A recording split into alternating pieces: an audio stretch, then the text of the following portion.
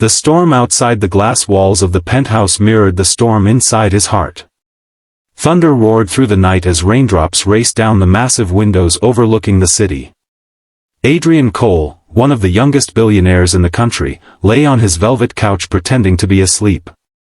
The lights were dim, the sound of rain was soft yet heavy, and every few seconds, lightning illuminated the face of the quiet girl tidying his living room. Her name was Mia. And tonight, he was testing her. Not for fun. Not for cruelty. But for something deeper, something he didn't yet understand himself.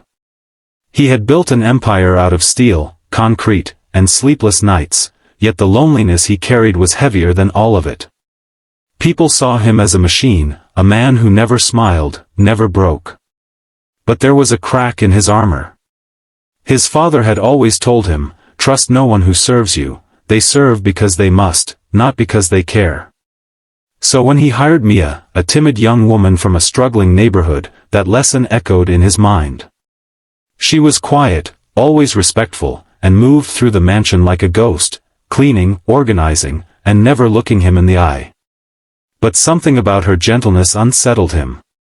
Something about the way she treated his home, as if it were sacred, made him want to believe she was different. So tonight, he decided to test her.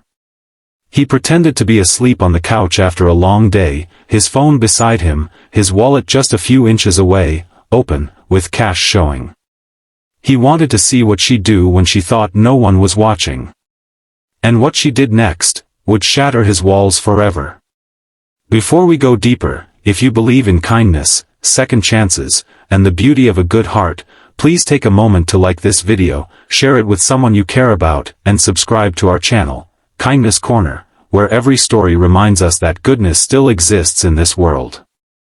As the minutes passed, Mia moved carefully, dusting the bookshelves, straightening the couch cushions, and humming softly to herself, a tune that sounded like sadness disguised as hope. Adrian's eyes were closed, but his heart was listening. She paused near him, hesitated, and he heard the faint sound of a sigh, the kind of sigh that only someone burdened by life could release.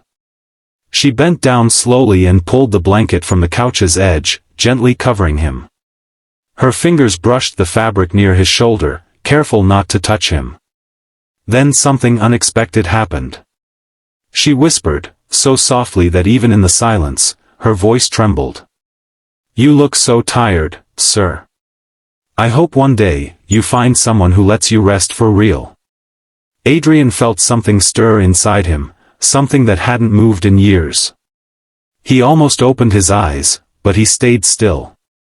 She didn't touch his wallet, didn't glance at his phone. Instead, she gathered his coffee mug and quietly walked to the kitchen. Moments later, he smelled something strange, sweet, and comforting. She was making tea. But not for herself. Mia placed the warm cup on the table beside him, along with a small folded note that said, "For when you wake up. Chamomile, it helps with stress."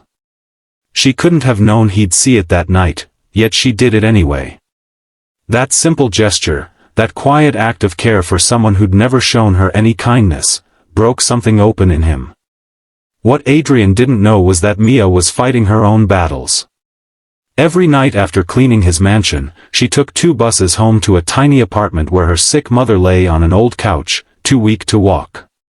Mia worked 3 jobs, one as a maid, one in a bakery, and another cleaning offices at dawn, just to afford her mother's medicine. She never complained. She never told anyone.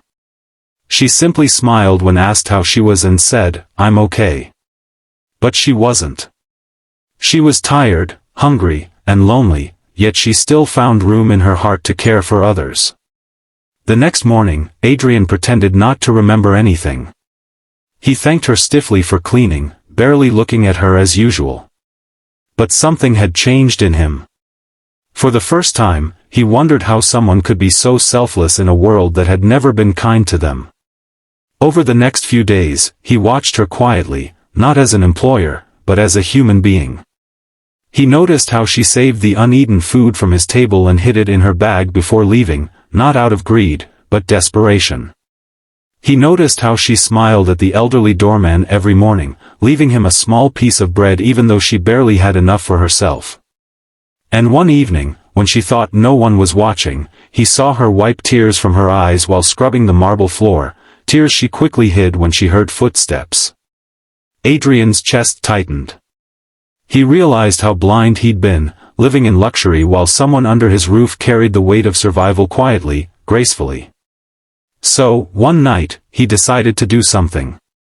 He waited until she finished her chores, then told her she could leave early. But after she walked out, he followed, quietly, keeping his distance as she took the late-night bus. When he saw where she lived, the sight stunned him. The building was old, cracked, and damp from the rain. She climbed 4 flights of stairs to reach her small apartment. Through the half-open door, he saw her kneel beside an elderly woman, holding her hand and smiling as if she'd just come home to heaven. That smile, pure and bright despite everything, broke him completely. The next morning, Adrian called his lawyer. He arranged for an anonymous medical fund to cover her mother's treatment. He increased Mia's salary without explanation and gave her an advance under the pretense of work performance. But Mia, being who she was, came to his office trembling, saying she thought there'd been a mistake. He looked into her wide, uncertain eyes and said quietly, "There's no mistake. You deserve more than what this world has given you." She didn't know how to respond. She just lowered her head and whispered, "Thank you, sir." Days turned into weeks. Mia's mother began to recover, slowly but steadily. Adrian found himself smiling more often, sleeping better, and even laughing at times, something he hadn't done since his father's passing. He didn't realize it then, but Mia was teaching him something that no business deal, no luxury, no amount of money ever could: kindness isn't weakness. It's strength in its purest form. One evening, months later, Mia came to him with a small box in her hands.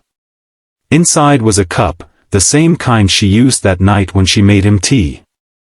She smiled shyly and said, "I wanted to give this to you. For all you've done."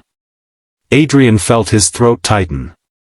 He told her he didn't deserve thanks, not after the way he'd judged her. But Mia shook her head and said, "You gave me a reason to keep believing that good people still exist. That's more than enough." That night, Adrian sat by the window of his penthouse, the city lights glowing below. He thought about his father's words again, "Trust no one who serves you." But now, he smiled. Because the one person who had served him had also saved him. He looked at the cup she'd given him, still warm from the tea she'd made before leaving. And for the first time in years, tears filled his eyes, not of sadness, but of gratitude. He had tested her heart, but in the end, it was his that had been tested. And she had healed it without even knowing. If this story touched your heart, if you believe that kindness can change even the hardest souls, please don't forget to like this video, share it with your friends, and subscribe to Kindness Corner. Your support helps us spread more stories that remind the world of what truly matters: compassion, faith, and love. And before you go, we'd love to hear from you.